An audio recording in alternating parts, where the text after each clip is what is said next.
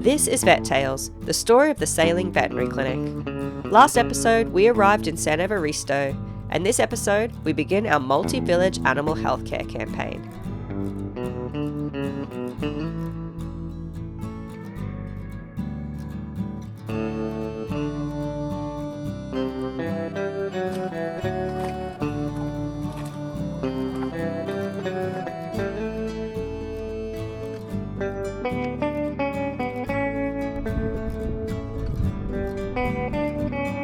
Alright, it's about 7 o'clock.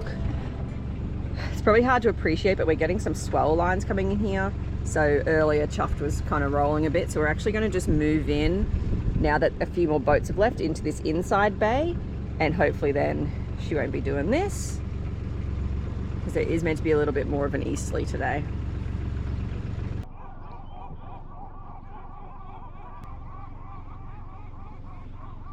We are heading into the Palapa to do our vaccination and free consultation day in San Evaristo. So we were here a year ago, almost exactly. Yeah, for the first time. Yeah, for the first time, and so we got the whole town vaccinated then, but dogs and cats do need annual vaccination, so we'll be repeating today and getting everybody up to date. Yeah, we were here not that long ago and vaccinated some of the puppies, so we'll be also boosting all of them and making sure they're all still doing good.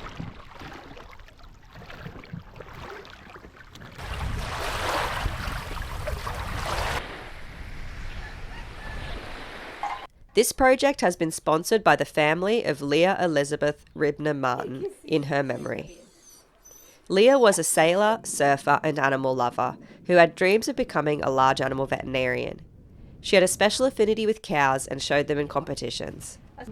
On behalf of the animals and people of San Evaristo, we'd like to thank Leah's family for honouring her memory by making this project possible. San Evaristo is a great example of how our projects work. In 2023, we visited San Evaristo for the first time with limited supplies as part of our reconnaissance trip to get an idea of the number of animals in the area, the location of the communities, and to meet the people and form connections. Since then, we've visited multiple times to provide treatments and preventative care to the animals here. And each time, our bond with the community strengthens. We see new animals, and we often find out about other areas that need our help.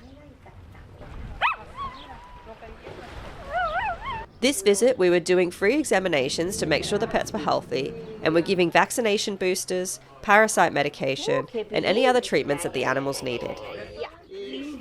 And we weren't limiting ourselves to dogs and cats. I saw this turtle last year, and I'm pleased to report, after making some adjustments to his husbandry, he's looking really, really healthy.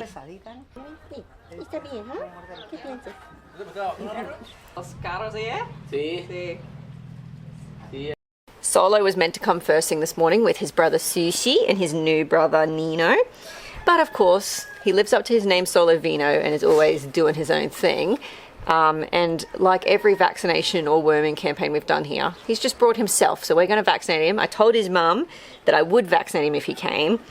He got his name Solo Vino. It means he came alone because he did just turn up at the house one day, so he very much likes his free dog life. He comes and gets vaccinated and then he leaves, and we just have to tell his owner that he came by.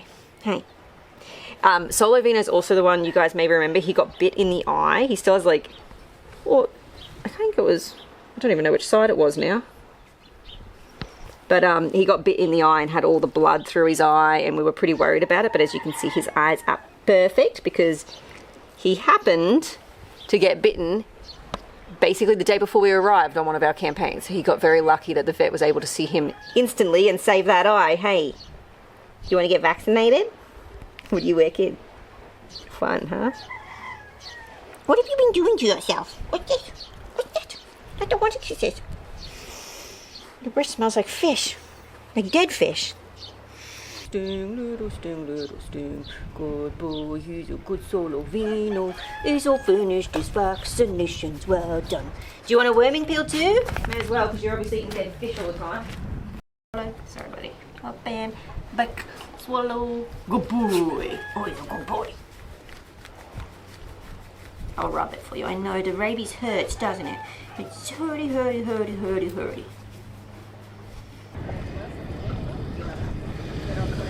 rabias y ellos están un poco más viejos, así pero...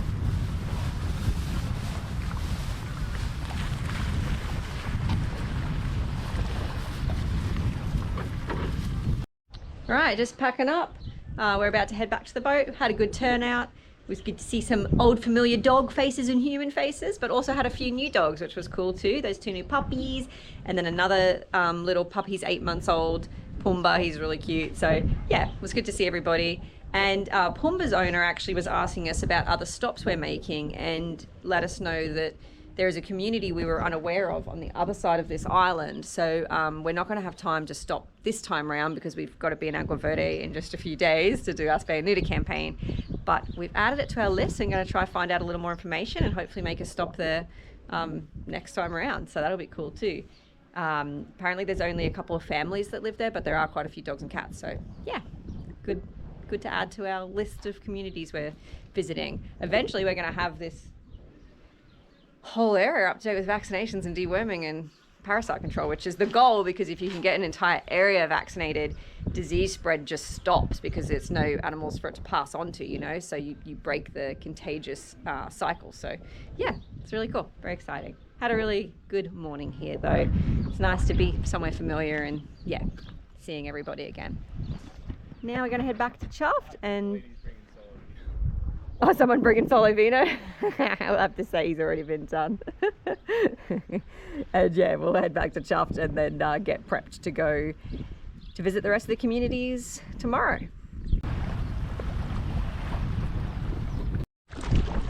Did you have a favourite dog from today?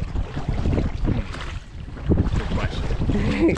I kind of liked that Pumba dog. He was cute. That was a funny dog. I always like There's Oso. a boy there, by the way. Oh, so yeah, Oso's she's a pretty. funny dog. Yeah. I mean, they're all very sweet and good, well behaved and cute. I can never pick a favourite. I do have a soft spot for Solo Vino though, because we just have had so much to do with him and he always seems to be like up to no good and like getting in trouble, but he's really cute and everyone loves him. Tomorrow we might see another one of my favourites, Tiburon. Tiburon. We'll see. Looks like Addie. Yeah.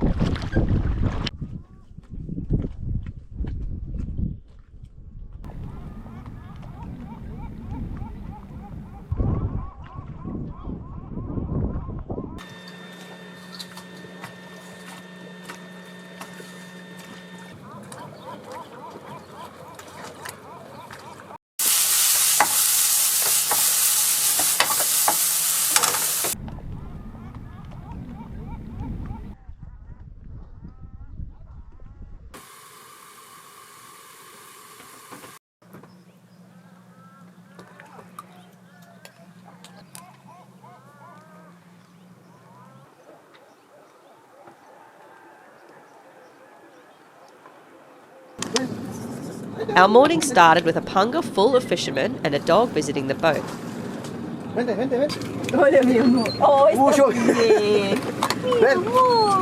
Es una pastilla y una inyección para rabia porque hicimos su otra vacuna. Sí. Es la vacuna de rabia. Ajá. Es más blanco. Y esos son para moquillo. Muy bien. Solo ven. ¿Cómo ven. se llama? Qué bien, qué bien. ¿Y una inyección? Ay, mi amor. Amor. ¿Te duele un poquito? ¿Está bien? Ya. Ya, listo. No es muy malo. No. Oh, pobrecito. Ajá.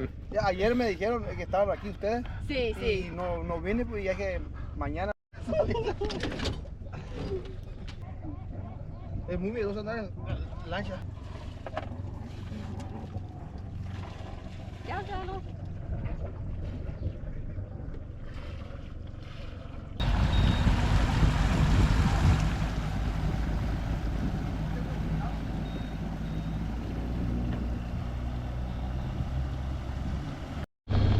All right, we're lifting anchor. We just had one of the fishermen bring out his dog from the house down there. We did do him last year. Shiloh is his name. He's got the like an old eye problem, It's all healed up though. And yeah, they couldn't come yesterday and they knew we were here, so he quickly zoomed over before he lifted anchor. So another dog done, so that's really good. He was so scared on the boat, the poor thing. But now we're lifting anchor, heading to Punta Alta and probably Burros today, just depending on how we go with time. Both anchorages are not very far. It's like 9 miles to Alta and then another 5, I think, to Burros. So we'll see how we go today.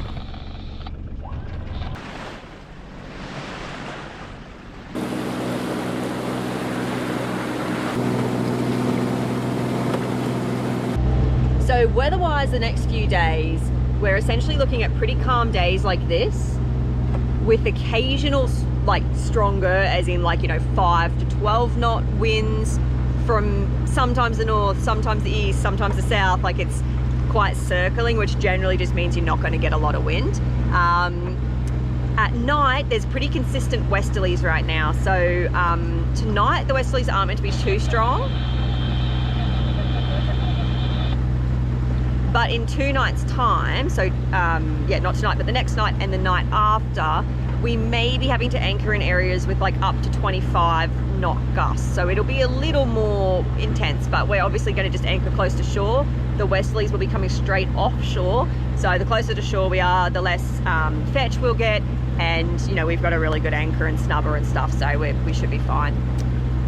So yeah, potentially means not a lot of sail in the next few days, but it kind of allows us to visit some of these more exposed anchorages. So it's, you know, like it'd be nice to sail, but then also the ability to just anchor in these, because some of these anchorages are quite steep and not the best anchor spots in high wind. So it'll allow us to do that, and then at night move to more secure anchorages, visit communities during the day, and night move to secure anchorages.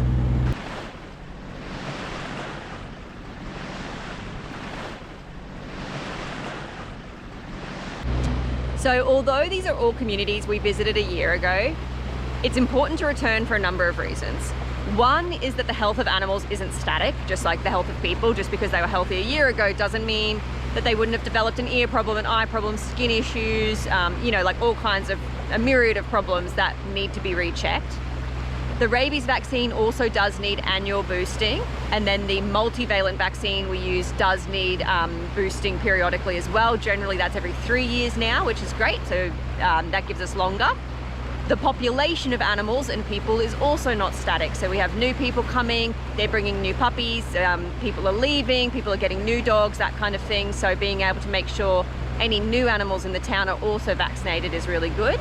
And then finally, I guess in terms of why it's us that's returning, as you know, for us a really important part of what we do is creating a sustainability to it. So it's not just vaccinating and desexing a couple of animals in a couple of town and then in a town and then never seeing them again. It's about trying to provide ongoing preventative health care that increases the population of increases the health of the entire population. So it becomes ongoing, and that's how you reduce disease, that's how you reduce strays. It's got to be an ongoing effort, it can't just be once off. In some communities like Puerto Madero, we've been able to set that up with a local veterinarian to continue the work after we've gone. So with Dr. Jenny, we were able to equip her with the tools and the knowledge and the funding to be able to do this work, which is awesome because Jenny's doing spay and neuter and vaccines and we don't have to be there. These communities, however, are even more remote, so trying to get a veterinarian to go there is really difficult because it's really hard to get there. So that's one of the reasons we're kind of continuing to come up and down the coast at the moment to just revaccinate, recheck, make sure animals stay healthy, get any new animals that are coming into population, and slowly really build the health of all the animals. And as you can see, all of the animals we saw were extraordinarily healthy. They look really good, they're well fed, they're well cared for. So yeah, it's a really good service to provide and very important.